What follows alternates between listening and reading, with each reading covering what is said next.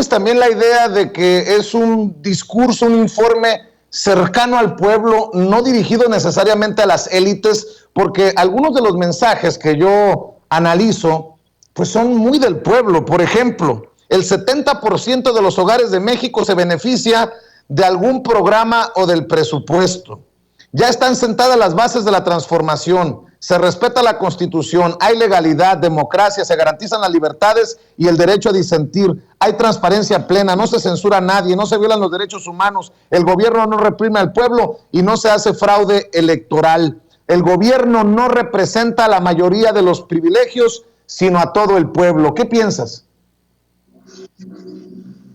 Mira, sin duda alguna, tú lo has dicho y lo has puesto en una buena perspectiva comparada,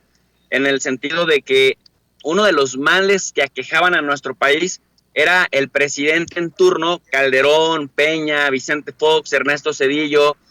Carlos Salinas de Gortari, convertidos más que en mandatarios, Vicente, en cabilderos de las cúpulas empresariales, en patrocinadores de los intelectuales orgánicos, en patrocinadores de los medios chayoteros, y esto que el presidente puso hoy en el primero los pobres, que dice, así es como empieza mi libro, que es una idea que trae desde que es jefe de gobierno de la Ciudad de México, entonces Distrito Federal,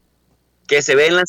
traducido en las pensiones para adultos mayores, en las becas para madres solteras, para personas con discapacidad o capacidades diferentes, para estudiantes, preparatorios, universitarios, en becas también para la ciencia, etcétera. Parece que es algo muy importante porque el pastel se empieza a partir de forma diferente, y esta otra cuestión, Vicente, que ya queda por ley, es decir, no solamente queda como un decreto que se puede echar abajo cuando llegue otra administración, sino que para echarlo para atrás tendría que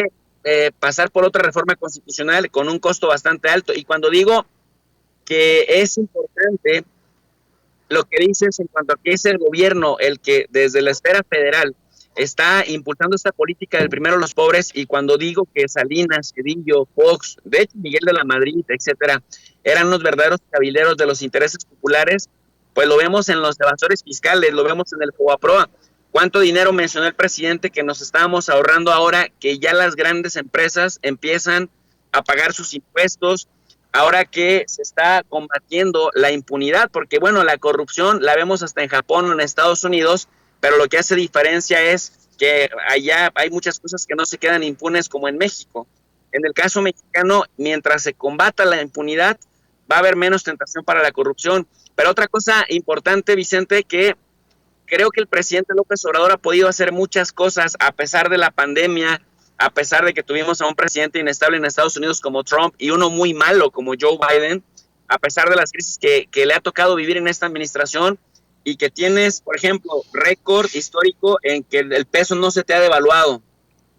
tienes récord histórico en inversión extranjera directa, tienes récord histórico también en el tema de las remesas, más de 40,000 millones de dólares, y aquí quiero ser muy puntual en algo. Aunque las remesas es dinero que viene de Estados Unidos y es dinero que viene de los migrantes y que no es de políticas generadas por este gobierno, un mérito que sí tiene este gobierno, y esto yo lo he venido sondeando, lo he venido estudiando hace 2 años, es el clima de confianza y la percepción del combate a la corrupción, que ha sido muy efectiva para que entonces los migrantes hagan 2 cosas: envíen dinero bajo el criterio de que pueden emprender un negocio y va a fructiferar, y 2, emprenden también el plan de regreso a México porque ven un clima de confianza a pesar de los ataques de los medios de comunicación, cosa que no es cosa menor, Vicente, porque aquí en tu programa muchas veces hemos definido la importancia de la legitimidad, hemos dicho que López Obrador tiene mucha legitimidad, y hemos definido que la legitimidad es aquella percepción del derecho de alguien, no, la percepción de la colectividad del derecho de alguien a ostentar autoridad en razón de que cumple con lo que promete. Y en ese sentido, las remesas se han disparado. Los migrólogos, es decir, los estudiantes de la migración o los estudiosos de la migración decían, es que las remesas son cíclicas, es que en cierta parte del año aumentan, pero luego disminuyen. Lo que hemos visto en este gobierno es que las remesas no han disminuido, siguen aumentando, y cuando tú le preguntas a los migrantes por qué siguen enviando remesas, más allá de los ciclos normales del sube y baja, los migrantes te dicen porque hay un clima de confianza y porque les da bastante sentido de pertenencia el tener un gobierno como el de López Obrador. Entonces, ni la inversión extranjera directa, ni el aumento de remesas, ni el tema de la devaluación escapan al hecho de que hay un clima de confianza, y es una confianza que les inyecta el gobierno de López Obrador, Vicente. Profe, otra